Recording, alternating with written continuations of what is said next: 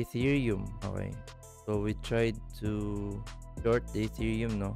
Pero yung first entry ng Ethereum was stop. Pero yung second, ito, kapag entry tayo, which is the 618 level, right? Kasi expected na yun eh, na possible mag-bounce siya doon. Okay, mag-roll reversal siya. Either magtutuloy-tuloy yung rejection dito or mag-i-impulse isa pa siya. So yun, nakapag-prepare na tayo at 618 level, which is also the support of the previous high. And tignan niyo yung entry and yung stop loss. Diba malayo lang? I mean, ticket ka na sigurong matamaan, pero dito yung entry natin, on profit na tayo ngayon. Right? So, congratulations if nakapag-set up kayo ng Ethereum dito. Okay? Yung nag-place ito. All DC position is good. Hindi lang tayo na-trigger sa second entry natin, but Ethereum, on play yung Ethereum natin. Alay natin yung isa eh. Taking the risk yun or losing the chance. Pero, again, nag-materialize naman.